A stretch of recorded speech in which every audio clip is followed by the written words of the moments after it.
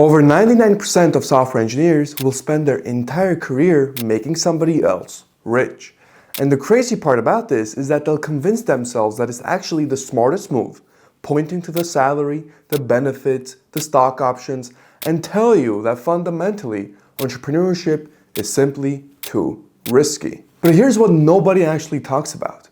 The developers who are actually paying attention right now are quietly leaving their 9-to-5s. And some of them are making more in a few months than their job paid them in a full year. In this video, I want to get into why that's happening, why staying employed is actually becoming the riskier bet, and why 2026 might be the best window for software engineers to build something of their own. Just before we dive in, if you can build anything as a software engineer, but you're struggling to get clients, click the link below and sign up for the free live masterclass on March 29th, 11 a.m. Pacific Standard Time, where I'm going to show you exactly how to get clients as a software engineer. Now, most developers feel this but never actually say it out loud, and it's that your job does not pay you what you're actually worth. And I don't mean that in some motivational poster kind of way. I mean it structurally. If you're a senior software engineer at most companies, let's assume you're based in the US, you're going to be sitting inside a salary band. So anywhere from maybe $150,000 to $250,000, depending on where you are, or as in what state and what your actual title is. And within that band, it simply doesn't matter if you prevented an outage that would have cost the company millions, if not billions of dollars, built an internal tool that, let's say, saved somebody 40 hours every single week across departments, or made an architecture call that even let the entire product actually scale. You will still get paid in roughly the same range. Sure, your manager might shout you out in the next stand-up meeting. You might get a slightly better performance review when the end of the year comes that might result in a small bonus, but the number, end of the day, barely moves. What's actually happening is that your employer captures the full value of your best work, and you get the average pay. I call this the rounding down trap. Everything you do above a certain line gets compressed into a very generic title with a very generic salary range. And understand that this is not a flaw in the system.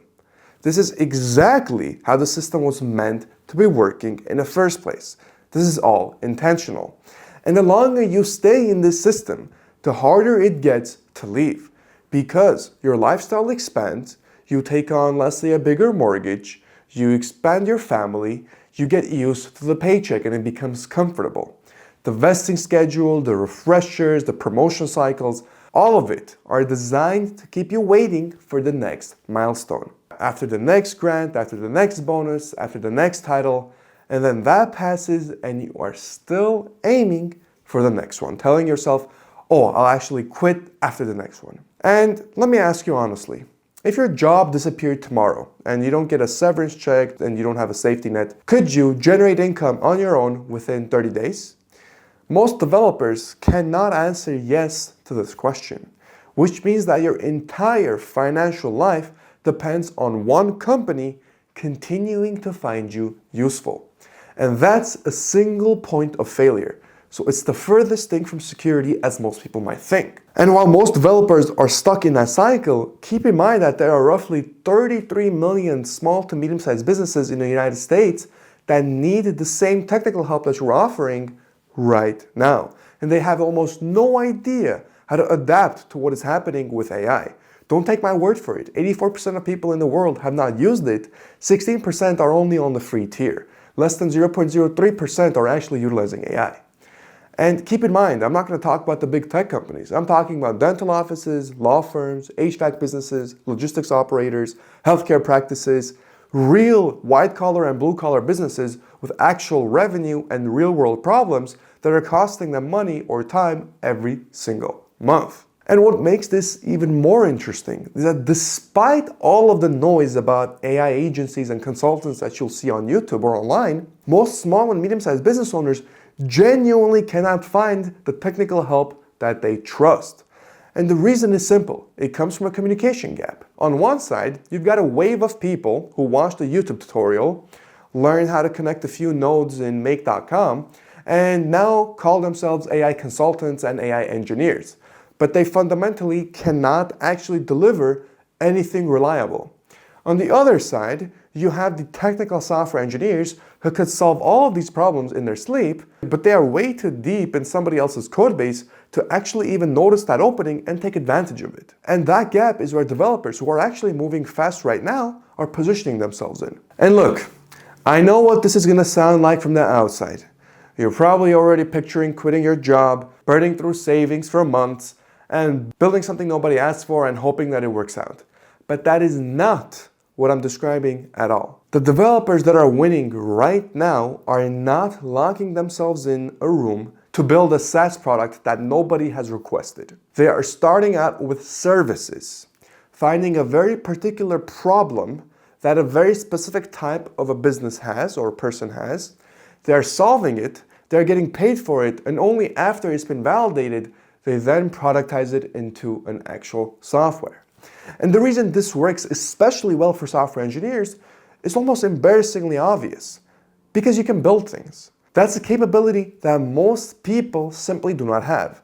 And with tools like Cloud Code and Cursor and all these other things, you can prototype and deliver solutions in days that would have probably taken you weeks, if not months, only 2 years ago. So you don't need a team, you don't need funding. You already are the team, and all you really need is just to dedicate a little bit of time day to day. But understand that building, especially for you as a software engineer, is going to be the easiest part of this entire journey. What actually separates the ones who break out from the ones who stay stuck on side projects, freelancing on an hourly basis on Upwork, is pretty much everything else. So finding the right problem, validating it properly, talking to buyers, explaining value to somebody who doesn't really care how everything works under the hood, pricing based on outcomes instead of hours, and all these other things. And that's the real skill gap. And most engineers don't actually realize this until they have already tried to sell something. And I can tell you this from personal experience. I myself went from an engineering manager making around $250,000 a year to building a 7-figure B2B AI consulting firm in LA. And the thing that changed wasn't my technical skills.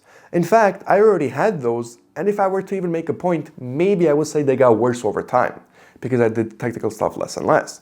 What really changed for me was learning how to communicate value to non-technical people and learning how to find problems that businesses would actually write me a check for. Once that clicked, the biggest being connecting the non-technical to the technical, my technical skills stopped being a commodity and actually started being a multiplier that I could leverage. And I watched the same pattern play out over and over again with a lot of other developers. Sandra, one of our founders from Code to CEO, was working 2 full-time jobs, overemployed, completely burnt out, and convinced that she could not sell.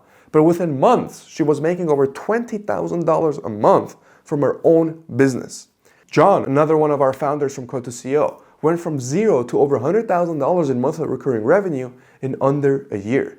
Paul, another founder from Code to CEO, went from commuting to an office almost every single day to making more in 2 months than he made in his entire prior year at his 9-to-5. And none of these individuals had an overly special advantage. They simply stopped treating their skills like something on a resume and actually started treating them with leverage like a business. And the smartest developers that I have seen are making this move not because they're comfortable with the risk or they're trying to, go ahead and do something crazy. They're making it because they've actually done the math behind this so-called risk. They've looked at the ceiling on their career.